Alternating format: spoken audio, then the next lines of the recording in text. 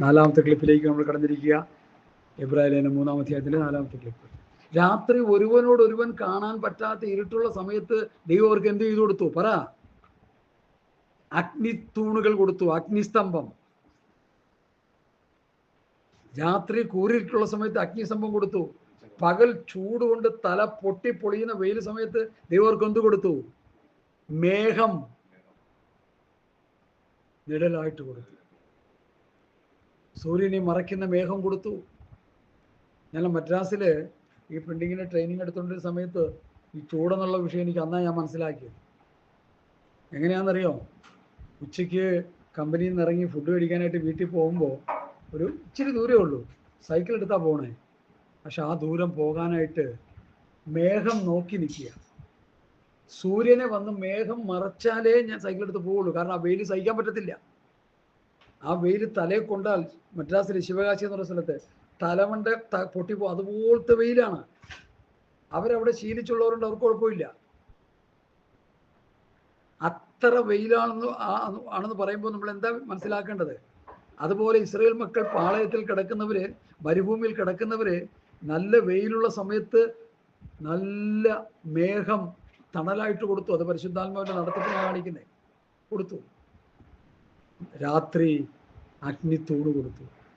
അല്ല, ഒന്നാന്തരം വെളിച്ചം. ഭക്ഷിക്കാനായിട്ട് മന്ന ഭക്ഷിച്ച ഇസ്രായേൽ മക്കൾക്ക് എന്ത് രോഗമുണ്ടായെന്നൊന്ന് പറയാമോ പുസ്തകത്തിലൂടെ എവിടെയെങ്കിലും? അവരാരെങ്കിലും മെഡിക്കൽ സെന്ററിൽ അവിടെ ഇവിടെയൊക്കെ പോയി പെറ്റ് കിടന്നോ? ഇല്ല. അവർ കൊടുത്ത മന്നയ്ക്ക് സങ്കീർത്തന പുസ്തകത്തിൽ സങ്കീർത്തനക്കാരൻ പറയുന്നത് എങ്ങനെയാണ്? സ്വർഗീയ ഭോജ്യം അവർക്ക് കൊടുത്തു. ഹല്ലേലൂയ. അവർക്ക് വെട്ടുകിളി കൊടുത്തു തിന്നാൻ സ്വർഗീയമായ ഭോജ്യം കൊടുത്തു. മരുഭൂമിയിൽ അവർക്ക് എന്തോ കൊടുത്തു? ഞാൻ എടുത്തതും അത് തന്നെയാ. സ്വർഗീയ ധാന്യം. അവൻ മീതെ മേഘങ്ങളോട് കൽപ്പിച്ചു, ആകാശത്തിന്റെ വാതിലുകളെ തുറന്നു, അവർക്ക് തിന്മാൻ മന്ന വർഷിപ്പിച്ചു. സ്വർഗീയ മന്ന അവർക്ക് കൊടുത്തു. മനുഷ്യൻ ശക്തിമാന്മാരുടെ അപ്പം തിന്നു. ശക്തിമാന്മാരുടെ അപ്പം തിന്നു മനുഷ്യൻ. ശക്തിമാന്മാർ, സ്വർഗീയ മന്ന. അതുകൊണ്ട് സ്വർഗീയ വിളിക്കോഹരിക്കാരായുള്ളവരെ നമ്മൾ വായിച്ചല്ലോ. ആ സ്വർഗീയ മന്ന, സ്വർഗീയ വിളിക്കോഹരിക്കാരായിട്ടുള്ളവരെ ഇസ്രായേൽ മക്കൾക്ക് ദൈവം സ്വർഗീയ മന്ന കൊടുത്തു. അവർക്ക് കുടിപ്പാൻ നല്ല ഒന്നാന്തരം പാറയിൽ നിന്ന് പൊട്ടി വരുന്ന നല്ല സുന്ദരമായ വെള്ളം. ഇന്നത്തെ ഈ ക്ലോറോഫീനിട്ടൊക്കെ കുത്തിക്കലക്കി ഈ ആലുവയിലൊക്കെ ഉണ്ടാക്കുന്ന വെള്ളം തിളപ്പിച്ച് കുടിക്കണം. അല്ലെങ്കിൽ അക്വാഗാർഡിന്റെ അല്ല ഈ വെള്ളം ശുദ്ധീകരിക്കുന്ന യന്ത്ര സംവിധാനങ്ങളിൽ മാത്രമേ കുടിക്കാൻ പാടില്ല. പെട്ടെന്ന് രോഗികളാവും നമ്മൾ. പച്ചവെള്ളം എടുത്താൽ നന്നായിട്ട് തിളപ്പിച്ച് വേണം കുടിക്കാൻ. അത് മരുഭൂമിയിൽ പാറകളെ പിളർന്ന് വെള്ളം കൊടുത്തു. മരുഭൂമിയിൽ പാറയടിച്ചപ്പോൾ വെള്ളം പുറപ്പെട്ട ചരിത്രം ഇല്ലേ? ശുദ്ധമായ പാറയിൽ നിന്നുള്ള വെള്ളം, ശുദ്ധമായ മന്ന, ഇറച്ചി. അവിടെ വിഷമടിക്കാൻ വിഷമൊന്നും ഇല്ലായിരുന്നു. കാടപ്പക്ഷി പറന്ന് നിൽക്കും, അവർ പറിച്ചെടുക്കും. അവർ ഓരോരുത്തർ പറക്കിയെടുക്കും. ഇത്ര വീതം പറക്കിയെടുക്കും. പക്ഷികളെ പിടിച്ചെടുക്കും, മന്ന പറക്കിയെടുക്കും, വെള്ളം കോരി കുടിക്കും. ഒരു മരുന്നും അവർ ഉപയോഗിച്ചില്ല. ഉള്ള ചെരുപ്പ് കൊണ്ട് തേയാതെ ദൈവം അവരെ സംരക്ഷിച്ചു. അവിടെ വസ്ത്രം, പണ്ടൊരു ഉപദേശി പറഞ്ഞു കേട്ടു, അവിടെ കുഞ്ഞുകുട്ടികൾ ശരീരം വളർന്നതനുസരിച്ച് വസ്ത്രം വളർന്നുകൊണ്ടിരിക്കുമെന്ന്.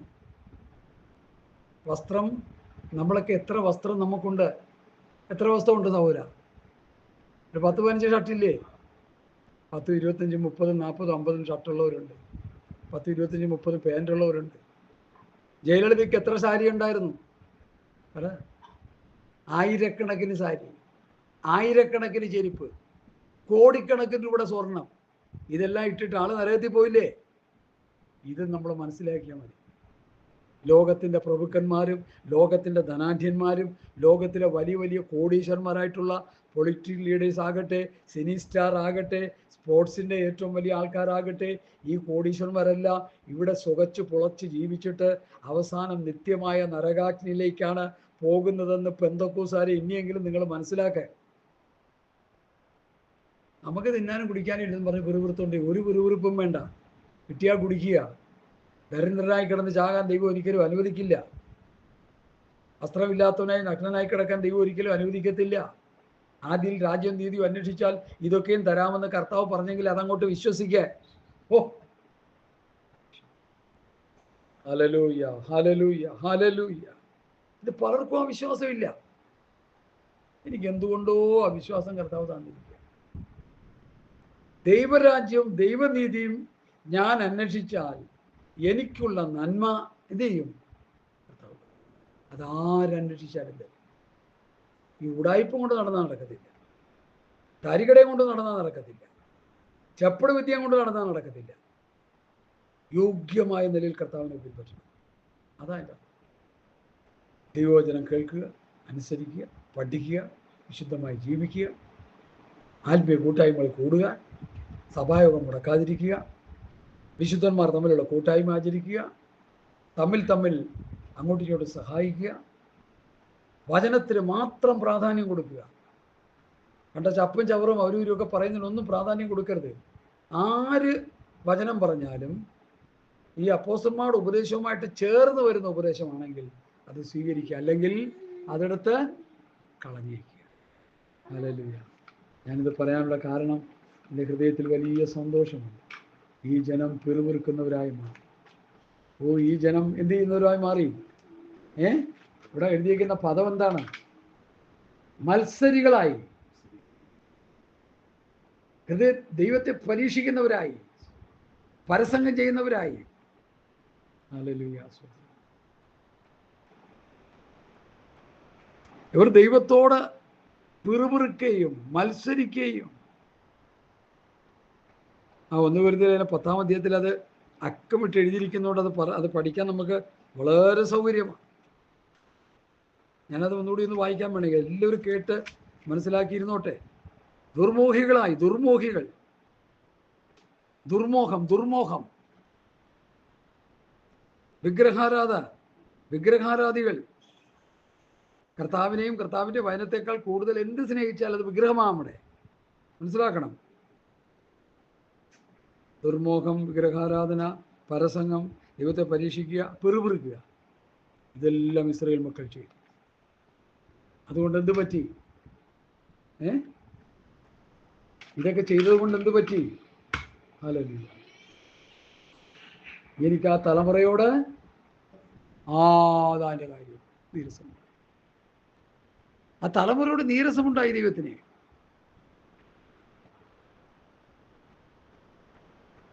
എനിക്ക് ഒരു വ്യക്തിയോടൊരു നീരസമുണ്ടായാൽ എനിക്കത് വിഷമമല്ലേ? നമുക്ക് മനുഷ്യരൊക്കെ അങ്ങനെയല്ലേ? ആ തലമുറയോട്, ഇസ്രായേൽ മക്കളോട് നീരസമുണ്ടായി. എന്നിട്ട് പറഞ്ഞെന്താ? ബാക്കി വായിച്ചേ, നീരസമുണ്ടായി. ബാക്കി നമ്മുടെയൊക്കെ അവസ്ഥയാണിത്. അതുകൊണ്ടാണ് വായിച്ച് പഠിക്കാൻ പറയണത്. അവർ എബ്രായ ലേഖനം 3-ാം അധ്യായത്തിന്റെ 9-ാം വാക്യം. അവർ എപ്പോഴും തെറ്റിപ്പോകുന്ന ഹൃദയമുള്ളവർ. തെറ്റുകൾ മനുഷ്യന് വരും, തിരുത്തി മുമ്പോട്ട് പോകണം. എപ്പോഴും തെറ്റിപ്പോകുന്നവരായിട്ടല്ല നമ്മൾ. തിരുവഴുത്തുകളെയും ദൈവശക്തി അറിയാൽ തെറ്റിപ്പോകും. എപ്പോഴും തെറ്റിപ്പോകുന്നവരായി നമ്മൾ തീരരുത്. എപ്പോഴും തെറ്റിപ്പോകുന്ന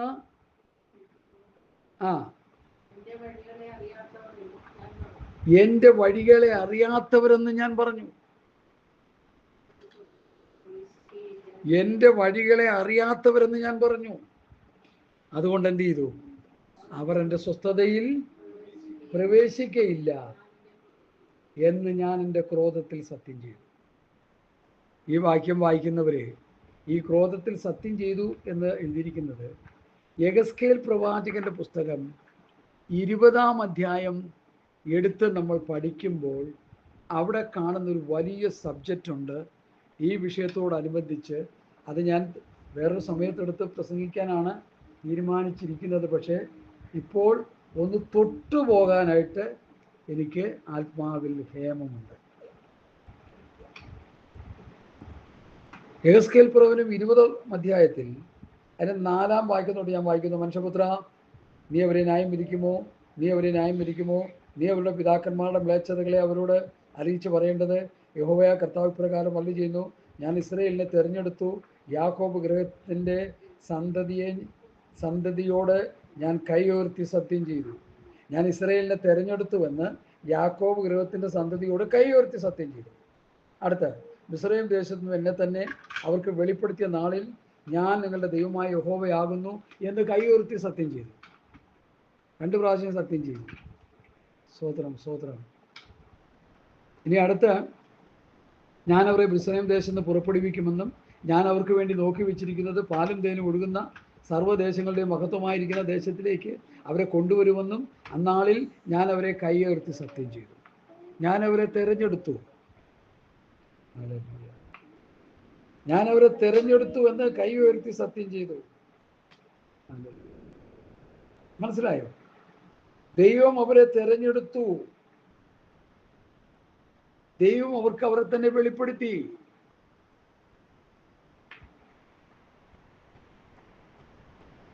തെരഞ്ഞെടുത്തു, യാക്കോബിൻ ഗൃഹത്തെ തെരഞ്ഞെടുത്തു എന്ന് കൈയുയർത്തി സത്യം ചെയ്തു. ഞാൻ നിങ്ങളുടെ ദൈവമായ യഹോവയാകുന്നു എന്ന് കൈയുയർത്തി സത്യം ചെയ്തു. 2 പ്രാവശ്യം. ഇനി അടുത്ത്, പാലും തേനും ഒഴുകുന്ന ദേശത്തേക്ക് ഞാൻ നിങ്ങളെ കൊണ്ടുവരുമെന്ന് ആ നാളിൽ സത്യം ചെയ്തു. 3 പ്രാവശ്യം ദൈവം സത്യം ചെയ്തു. ശ്രദ്ധിക്കണേ, ഞാനൊരു സമയത്ത് ഇത് ഈ വചനം വായിച്ച് ഞാൻ ഞെട്ടിപ്പോയി. ഇങ്ങനെ സത്യം ചെയ്ത ദൈവം ഇവർ പാപം ചെയ്തപ്പോൾ, ഇവർ ദൈവത്തെ വിട്ടുകളഞ്ഞപ്പോൾ, ഇവർ ഇതുപോലുള്ള മക്കളെ അഗ്നിപ്രവേശനം ചെയ്തപ്പോൾ കൊച്ചു കുഞ്ഞുങ്ങളെ തീയിലിട്ട് കൊന്നുകളഞ്ഞു. ചെയ്ത പാപം അത്ര വലുതാ. അങ്ങനെ വലിയ മഹാപാപങ്ങൾ ചെയ്തപ്പോൾ ദൈവം കൈയുയർത്തി സത്യം ചെയ്തു, ഞാൻ അവർക്ക് കൊടുക്കുമെന്ന് സത്യം ചെയ്ത ദേശത്തേക്ക് അവരെ കൊണ്ടുപോകില്ല എന്ന് സത്യം ചെയ്തു. ഞാനിത് പറയുന്നതിൻ്റെ കാര്യം, ദൈവത്തിൻ്റെ സ്വഭാവമാണ്. നമ്മൾ ദൈവത്തെയും കർത്താവിനെയും ഒക്കെ നിസ്സാരമായിട്ട് കാണുക.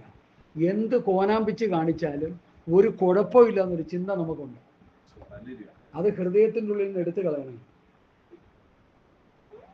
മരണത്തിലുള്ള പാപം നമ്മൾ ചെയ്താൽ, ഈ വചനത്തിലെ ലംഘനം നമ്മൾ നടത്തിയാൽ, ഇതുപോലെ നമ്മോട് ദൈവം സത്യം ചെയ്യും. എനിക്കത് വലിയ, ഞാൻ നിങ്ങളെ തിരഞ്ഞെടുത്തു, ഞാൻ നിങ്ങൾക്ക് നിങ്ങളെ തന്നെ, ഞാൻ നിങ്ങളുടെ ദൈവമാണ് യഹോവയെന്ന് നിങ്ങളോട് ഞാൻ സത്യം ചെയ്തു. തിരഞ്ഞെടുത്തു, ഞാൻ യഹോവയാണെന്ന് നിങ്ങളോട് സത്യം ചെയ്തു. പാലും തേനും ഒഴുകുന്ന ദേശത്തേക്ക് ഞാൻ നിങ്ങളെ കൊണ്ടുപോകുമെന്നും കൈയുയർത്തി സത്യം ചെയ്തു. എന്നാൽ ആ ദൈവം തന്നെ ഈ യെഹെസ്കേൽ പ്രവാചകന്റെ പുസ്തകം നമ്മൾ പഠിച്ചു വരുമ്പോൾ, 20-ാം അധ്യായം പഠിച്ചു വരുമ്പോൾ, അതിൻ്റെ 16-ാമത്തെ വാക്യം വായിക്കുന്നു, നിങ്ങൾ നിങ്ങളെ തന്നെ അശുദ്ധമാക്കിയാൽ ഞാൻ അവർക്ക് കൊടുത്തിരുന്നതും പാലും തേനും ഒഴുകുന്നതും സർവ്വദേശങ്ങളുടെയും മഹത്വമായിരിക്കുന്നതുമായ, സർവ്വദേശങ്ങളുടെയും മഹത്വമായിരിക്കുന്നതുമായ ദേശത്തേക്ക് അവരെ കൊണ്ടുവരികയില്ല എന്ന് ഞാൻ മരുഭൂമിയിൽ വെച്ച് കൈയുയർത്തി സത്യം ചെയ്തു. മനസ്സിലായി? ഈ വേദഭാഗം, ഈ വേദനം കേട്ടുകൊണ്ടിരിക്കുന്നവർ യെഹെസ്കേൽ പ്രവചനം 27-ാം അധ്യായം നന്നായിട്ട് വായിച്ച് പഠിച്ചോളൂ. കാരണം എന്തൊക്കെ കാരണങ്ങളാണ് കൊണ്ടാണ് നിങ്ങളെ കൊണ്ടുപോകാത്തതെന്നുള്ളത് മനസ്സിലാകണം. ആ പാപത്തിൻ്റെ പട്ടിക എല്ലാം പറയാൻ എനിക്ക് സമയമില്ല. ദൈവം സത്യം ചെയ്തു, നിങ്ങളെ കൊണ്ടുവരുമെന്ന് സത്യം ചെയ്തു, നിങ്ങളെ തെരഞ്ഞെടുത്തുവെന്ന് സത്യം ചെയ്തു, നിങ്ങളോട് കരുണ കാണിക്കുമെന്ന് സത്യം ചെയ്തു, പാലും തേനും ഒഴുകുന്ന ദേശത്തേക്ക്, ഈ അടിമ വീട്ടിൽ നിന്ന് നിങ്ങളെ കൊണ്ടുപോകുമെന്ന് സത്യം ചെയ്തു. പക്ഷേ നിങ്ങൾ വിഗ്രഹാരാധികളായി, പാപികളായി, ദൈവകൽപ്പന ലംഘിച്ചു കഴിഞ്ഞപ്പോൾ ഞാൻ നിങ്ങളെ അവിടെ കൊണ്ടുപോകയില്ല എന്ന് സത്യം ചെയ്തു. നമ്മൾ എബ്രായലേഖനത്തിൽ വേറൊരു വാക്യം വായിച്ചായിരുന്നു. ഇതൊക്കെ നമ്മൾ നിസ്സാരമായിട്ട് കളയുന്നത്. 11-ാം അധ്യായത്തിൻ്റെ സത്യത്തിൻ്റെ പരിജ്ഞാനം ലഭിച്ച ശേഷം എന്നും പറഞ്ഞ് വായിച്ചിട്ട്, ജീവനുള്ള കർത്താവ് തൻ്റെ ജനത്തെ ന്യായം വിധിക്കുമെന്നും അരുളി ചെയ്തുകൊണ്ട് നാം അറിയുന്നുവല്ലോ, ജീവനുള്ള ദൈവത്തിൻ്റെ കയ്യിൽ വീഴുന്നത് എത്ര ഭയങ്കരം. ഇനി റോമാലേഖനം 11-ാം അധ്യായം എടുത്താട്ടെ. ഇത് ഹാർഡായിട്ടുള്ള മെറ്റീരിയലായിട്ടാണ് ഈ പ്രസംഗം കിടക്കുന്നത്. ഇതിനെ ലഘൂകരിക്കാൻ എന്നെ കൊണ്ട് പറ്റത്തില്ല. പാസ്റ്റർമാർ ലഘൂകരിച്ചിട്ട് അവർ ഒത്രാഴ്ചയും പിടിച്ച് തിന്നുകൊണ്ടിരിക്കുക. എന്നെ കൊണ്ട് പറ്റത്തില്ല. ഞാനുള്ളതുപോലെ പറഞ്ഞുകൊണ്ടിരിക്കുക. 11-ാം അധ്യായം ഞാൻ വാക്യം പറയാം 11-ാം അധ്യായത്തിലെ വാക്യം ഞാൻ പറയാം. അത് ഭയങ്കരമാണ്. നമ്മൾ ആ വാക്യം കേട്ട് ഭയപ്പെടണം ദൈവസന്നിധി. കൊമ്പുകളിൽ ചിലതൊടിച്ചിട്ട് കാട്ടൊലിവായ നിന്നെ 17 മുതൽ അവയുടെ ഇടയിൽ ഒട്ടിച്ച് ഒലിവ് മരത്തിൻ്റെ ഫലപ്രദമായ വേരിന് പങ്കാളികളായി തീർന്നുവെങ്കിലോ കൊമ്പുകളുടെ നേരെ പ്രശംസിക്കരുത്. പ്രശംസിക്കുന്നുവെങ്കിൽ നീ വേരിനെയല്ല, വേർ നിന്നെ എത്ര ചുമക്കുന്നു. എന്നാൽ എന്നെ ഒട്ടിക്കേണ്ടതിന് നീ കൊമ്പുകളെ ഒടിച്ചു കളഞ്ഞു നീ പറയും, ശരി, അവിശ്വാസത്താൽ അവ ഒടിഞ്ഞുപോയി. വിശ്വാസത്താൽ നീ നിൽക്കുന്നു. ഞെളിയാതെ ഭയപ്പെടുക. സ്വാഭാവിക കൊമ്പുകളെ ദൈവം ആദരിക്കാതെ പോയെങ്കിൽ, സ്വാഭാവിക കൊമ്പായ യഹൂദനെ ദൈവം ആദരിക്കാതെ പോയി. അങ്ങനെയെങ്കിൽ ഫ്രാൻസിസിനെയും ജൂലിനെയും സാമ്പാസിനൊന്നും ദൈവം ആദരിക്കത്തില്ല.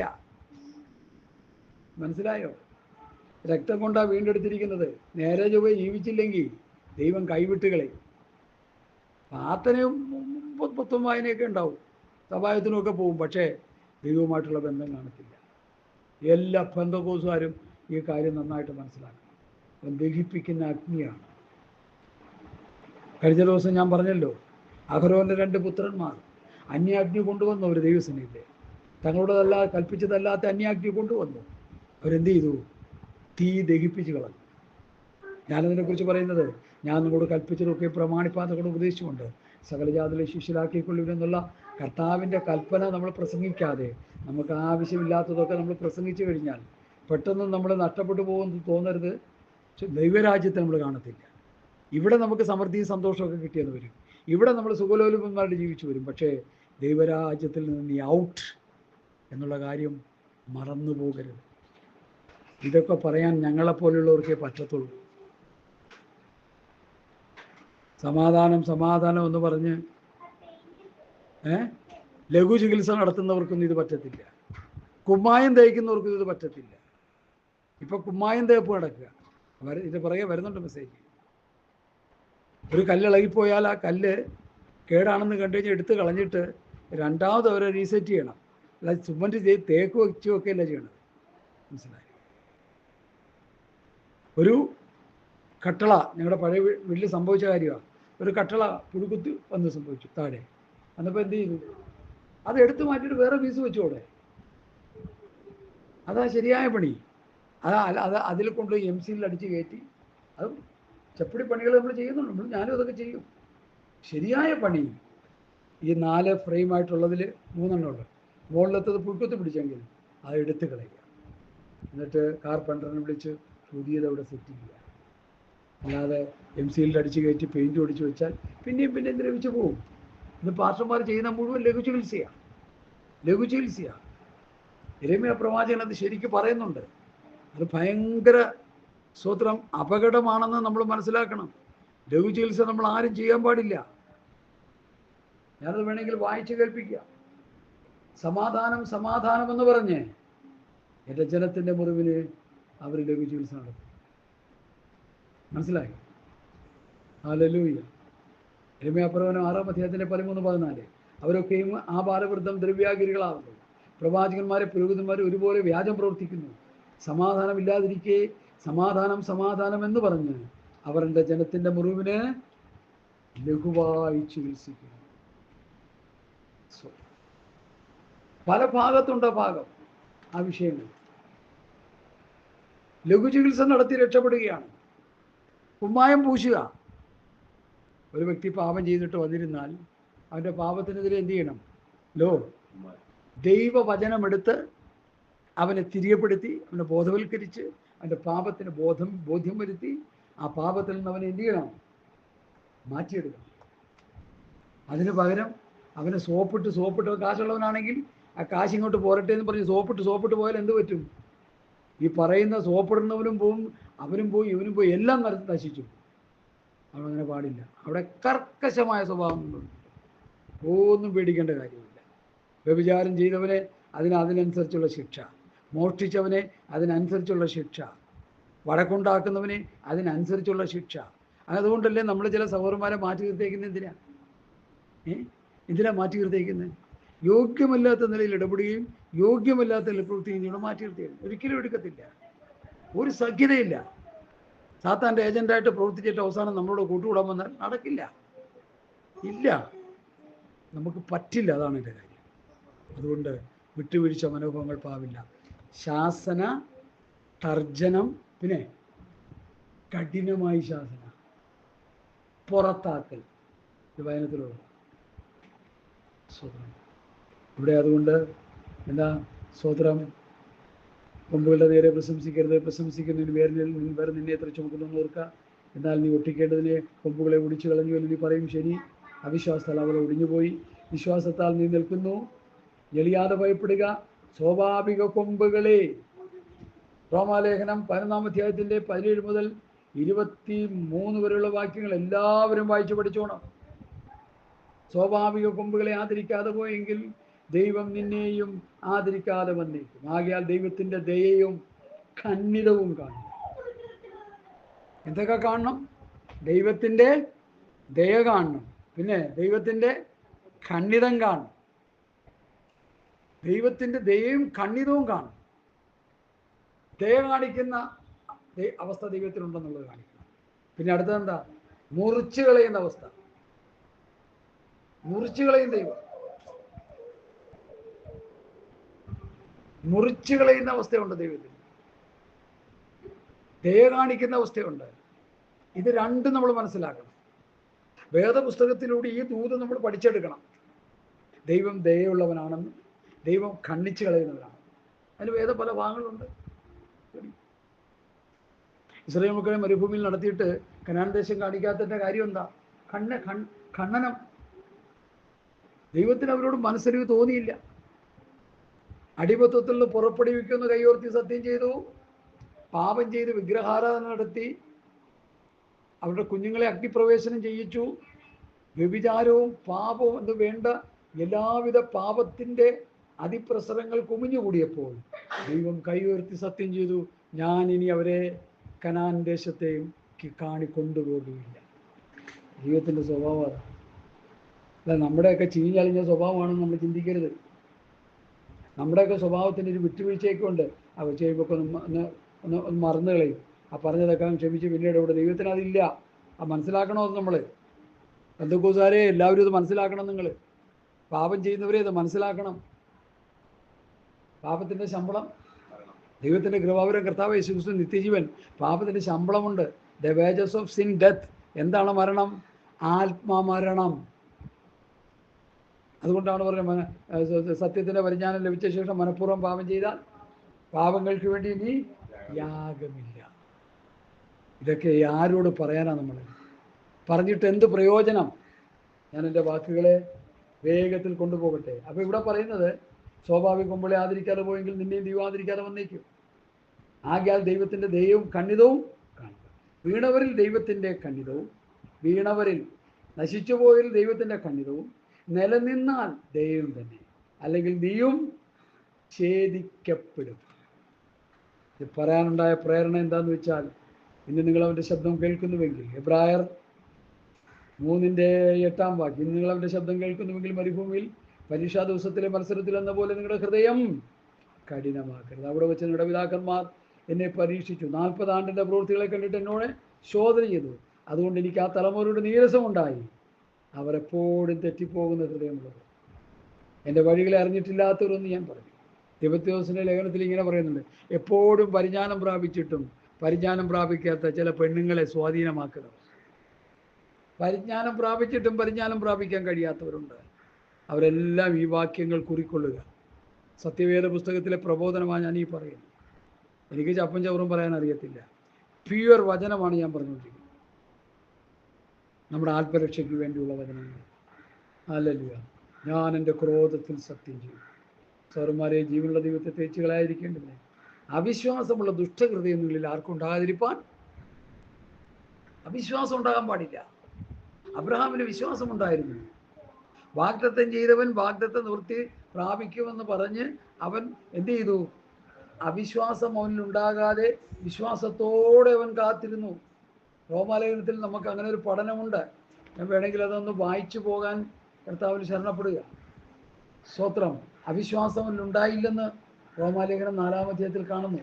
ഞാനത് വായിക്കാൻ നിങ്ങൾ ശ്രദ്ധിച്ച് കേൾക്കാം. റോമർ 4:17 മുതൽ, മരിച്ചവരെ ജീവിപ്പിക്കുകയും ഇല്ലാത്തതിനെ ഉള്ളതിനെ പോലും വിളിക്കുകയും ചെയ്യുന്നവനായി താൻ വിശ്വസിച്ച ദൈവത്തിൻ്റെ ദൃഷ്ടിയിൽ അവൻ നമുക്കെല്ലാവർക്കും പിതാവാകേണ്ടത് തന്നെ. ഞാൻ നിന്നെ ബഹുജാതികൾക്ക് പിതാവാക്കി വെച്ചു എന്ന് എഴുതിയിരിക്കുന്നുവല്ലോ. നിന്റെ സന്തതി ഇവണ്ണമാകുമെന്ന് അറിഞ്ഞിരിക്കുന്നത് പോലെ അവൻ ബഹുജാതികൾക്ക് പിതാവാകുമെന്ന് അവൻ ആശയ്ക്ക് വിരുദ്ധമായി ആശയോടെ വിശ്വസിച്ചു. എന്നിട്ട് അവൻ ഏകദേശം 100 വയസ്സുള്ളവനാകിയാൽ തൻ്റെ ശരീരം നിർജീവമായി പോയതും സാരയുടെ ഗർഭപാത്രത്തിന്റെ നിർജീവത്വം ഗ്രഹിച്ചിട്ടും വിശ്വാസത്തിൽ ക്ഷീണിച്ചില്ല. അടുത്ത ദൈവത്തിന്റെ വാഗ്ദത്തമെങ്കിൽ അവിശ്വാസമുണ്ടായില്ല, സംശയമുണ്ടായില്ല, വിശ്വാസത്തിൽ ശക്തിപ്പെട്ടു, ദൈവത്തിന് മഹത്വം കൊടുത്തു. അവൻ വാഗ്ദത്തം ചെയ്ത് പ്രവർത്തിപ്പാൻ ദൈവം ശക്തനെന്ന് പൂർണ്ണമായി ഉറച്ചു. അതാ കാര്യം. ഈ വിശ്വാസികൾ എന്ന് പറഞ്ഞ് ഇന്ന് വിശ്വാസി ഭൂമിയിലുണ്ടെന്ന് വിശ്വസിക്കുന്ന ആളല്ല ഞാൻ. ചുമ്മാ കപട വിശ്വാസികളാണ്. ഒരു നേരത്തെ കഞ്ഞിക്ക് വകയില്ലെങ്കിൽ എന്തെങ്കിലും ഒരു ചെറിയ ആവശ്യം വന്നാൽ പ്രാർത്ഥിച്ച് ദൈവസന്നിധിയിൽ നിന്ന് പ്രാപിക്കാൻ പറ്റാതെ അന്യഭാഷ പറഞ്ഞുകൊണ്ടിരിക്കുന്ന വിശ്വാസി. ഒരു ചെറിയ ആവശ്യം വന്ന ദൈവസന്നിധിയിൽ നിന്ന് പ്രാർത്ഥിക്കണം, പ്രാർത്ഥിച്ച് പ്രാപിക്കണം. അതിന് വല്ലവരെയും നോക്കരുത്, ആരെയും നോക്കരുത്, ഒരു മനുഷ്യനെ നോക്കരുത്. അബ്രഹാമിന്റെ ദൈവമല്ലേ നമ്മുടെ ദൈവം, ഇസ്ഹാക്കിന്റെ ദൈവമല്ലേ നമ്മുടെ ദൈവം, പൗലോസിന്റെയും പത്രോസിന്റെ ദൈവമല്ലേ നമ്മുടെ ദൈവം. വ്യക്തിപരമായി ദൈവത്തിന് അവരോട് ബന്ധമുണ്ടായിരുന്നു. നമുക്കോ വ്യക്തിപരമായിട്ട് നമുക്കുണ്ടാകണം ബന്ധം. എൻ്റെ ആവശ്യത്തിന് ദൈവം അറിയാവുന്ന ഞാൻ വിശ്വസിക്കണം, നിങ്ങൾ വിശ്വസിക്കണം. അതാണ് വിശ്വാസ വീരന്മാരുടെ ഒരു പട്ടിക. എബ്രായലേഖനം 11-ാം അധ്യായം 10,000 പ്രാവശ്യം വായിച്ചു പഠിക്കുക. എബ്രായലേഖനം 11-ാം അധ്യായം 10,000 പ്രാവശ്യം വായിച്ചു പഠിക്കുക. വിശ്വാസത്താൽ വിശ്വാസത്താൽ വിശ്വാസത്താൽ വിശ്വാസത്താൽ. ഞാൻ എപ്പോഴും ചിന്തിക്കും, ഈ പഴയ നിയമത്തിലെ ഭക്തന്മാരുടെ ചരിത്രമൊക്കെ എടുത്ത് നമുക്കെന്തിനാ തന്നേക്കുന്നത് ഞാൻ എപ്പോഴും ചിന്തിക്കും. നമ്മുടെ വിശ്വാസം വർദ്ധിക്കാനാ, നമ്മുടെ പ്രത്യാശ വർദ്ധിക്കാനാ, നമ്മുടെ വിശ്വാസത്തിൽ കരുത്തന്മാരായി തീരാനായി തന്നേക്കുന്നേ. ഹല്ലേലൂയ, സ്തോത്രം. പ്രിയമുള്ളവർ, ഇവിടെ എന്താ പൗലോസ് പറയുന്നേ? സൗരന്മാരെ ജീവനുള്ള ദൈവത്തെ തേച്ചുകളായിരിക്കേണ്ടതിന് അവിശ്വാസമുള്ള ദുഷ്ടഹൃദയം. ഈയിടയ്ക്ക് ഒരു സഹോദരി അച്ഛനോട് എൻ്റെ വിശ്വാസമൊക്കെ പോയി, എവിടെ പോയി? എലി കൊണ്ടുപോയി. എവിടെ പോയി വിശ്വാസം? ഞാൻ പിന്നെ അത് ആവർത്തിക്കുക, ക്ഷമിക്കണേ. എനിക്കത് കേട്ടിട്ട് സങ്കടം തോന്നി. 10-11 വർഷമായി ഒരു വിശ്വാസത്തിൽ നിൽക്കുക. എന്ത് വിശ്വാസം? ഹല്ലേലൂയ. സൗരന്മാരെ ജീവനുള്ള ദൈവത്തെ തേച്ചുകളായിരിക്കേണ്ടത് അവിശ്വാസമുള്ള ദുഷ്ടഹൃദയം. അപ്പൊ അങ്ങനെ പറഞ്ഞ ആരാന്ന് വെച്ചാൽ അവര് അവിശ്വാസമുള്ള ദുഷ്ടഹൃദയമുള്ളവരാ. അവർക്ക് എങ്ങനെ അനുഗ്രഹം പ്രാപിക്കാൻ കഴിയുക? അവർക്ക് എങ്ങനെ കർത്താവിനെ ആരാധിക്കാൻ കഴിയുക? അവർക്ക് എങ്ങനെ ഒരു വിശ്വാസിയായിട്ടിരിക്കാൻ കഴിയുക? അവിശ്വാസമുള്ള ദുഷ്ടഹൃദയം നിങ്ങൾ ആർക്കുണ്ടായിരുന്നു? നിങ്ങളിൽ ആരും സ്തോത്രം, നിങ്ങളാരും പാപത്തിന്റെ ചതിയാൽ കഠിനപ്പെടാതിരിക്കേണ്ടതിന് ഇന്നെന്ന് പറയുന്നിടത്തോളം നാൾതോറും അന്യോന്യം പ്രബോധിപ്പിച്ചു. വലിയൊരു സബ്ജക്റ്റാണ് ദൈവമക്കളെ. ഈ 12 മുതൽ 19 വരെയുള്ള വിഷയം വലിയൊരു സബ്ജക്റ്റാണ്. ഞാനത് ഓടിച്ച് പറഞ്ഞു തീർക്കാൻ താല്പര്യപ്പെടുന്നില്ല. ഞാൻ എൻ്റെ വാക്കുകൾ ഇവിടെ ഉപസംഹരിക്കുക. വിശ്വാസം എന്ന വിഷയം വലിയ സബ്ജക്റ്റാണ്. വിശ്വാസം എന്ന വിഷയം വലിയ സബ്ജക്റ്റാണ്. ഹല്ലേലൂയ. വിശ്വാസം, പ്രത്യാശ, സ്നേഹം, ഇവ മൂന്നും വലുതാകുന്നു. ഇവയിൽ വലിയതോ സ്നേഹം തന്നെ. Praise the Lord. ഹല്ലേലൂയ. അതുകൊണ്ട് എന്നെ കേൾക്കുന്ന പ്രിയപ്പെട്ടവരെ, ഇതിൻ്റെ ബാക്കി ഭാഗം ഇന്നല്ല, അടുത്ത ദിവസങ്ങളിൽ സംസാരിക്കാനാണ് കർത്താവ് ശരണപ്പെടുന്നത്. വളരെ ഗഹനമായി പഠിക്കേണ്ട വിഷയമാണ്. എബ്രായലേഖനം 3-ന്റെ 8 മുതൽ 19 വരെയുള്ള വാക്യങ്ങൾ ഒന്നുകൂടി വേണമെങ്കിൽ ഒന്ന് ചിന്തിച്ച് ധ്യാനിച്ച് സംസാരിപ്പാൻ കർത്താവിൽ ഞാൻ ശരണപ്പെടുകയാണ്. ഇന്ന് പൽക്കാലം കേട്ട വാനത്തിന് മുമ്പാകെ നമുക്ക് നമ്മെ തന്നെ സമർപ്പിക്കാം. എല്ലാവരും സമർപ്പിച്ചെന്ന് സ്തോത്രം ചെയ്താട്ടെ. സ്തോത്രം ചെയ്ത് ഹല്ലേലൂയ, ഹല്ലേലൂയ, ഹല്ലേലൂയ. ഈ വചനങ്ങൾ നമ്മുടെ ഹൃദയത്തിൽ വീഴാനായിട്ട് സ്തോത്രം ചെയ്താട്ടെ. സ്വോത്രം സ്വോത്രം സ്വോത്രം സ്വോത്രം സ്വോത്രം സ്വോത്രം. ഹല്ലേലൂയ. പ്രാർത്ഥിച്ചോ സഹോദരാ. സ്വോത്രം സ്വോത്രം ആത്മീയ സന്തോഷം ദൈവം പകർന്നതിനായ സ്തോത്രം. എബ്രായർ 3-ാം അധ്യായത്തിലെ സ്വർഗ്ഗത്തിന് ഓഹരിക്കരായി ഞങ്ങൾ വിളിച്ചിരിക്കുന്ന ഈ ദൈവത്തിന്റെ ശക്തമായ വചനം ദൈവദാസിൽ കൂടി കേട്ടപ്പോൾ ആത്മീയ സന്തോഷം ദൈവം പകർന്നതിനായ സ്തോത്രം. കർത്താവ് നല്ല ആത്മീയ സന്തോഷത്താൽ നിറയപ്പെട്ട നിമിഷം നന്ദി പറഞ്ഞ കർത്താവ് ഈ കൂട്ടായ്മ ചെറിയൊരു കൂട്ടത്തെ ദൈവം അനുഗ്രഹിച്ചതിനായ സ്തോത്രം. ഈ കേട്ട വചനങ്ങൾ വലിയൊരു ആത്മീയ സന്തോഷം കിട്ടാത്ത ഈ വചനങ്ങൾ ദൈവദാസിൽ കൂടി പരിശുദ്ധാത്മാവ് ഞങ്ങൾ വെളിപ്പെടുത്തിനായ സ്തോത്രം. ഈ കൂട്ടായ്മ ദൈവം അനുഗ്രഹിച്ചതിനായ സ്തോത്രം. പ്രാർത്ഥന കേട്ടാൽ നന്ദി യേശുവിന്റെ നാമത്തിൽ തന്നെ. ആമേൻ. കർത്താവ് നമ്മുടെ പ്രാർത്ഥനയുടെ സ്തോത്രം ചെയ്യാം. സ്തോത്രം സ്തോത്രം.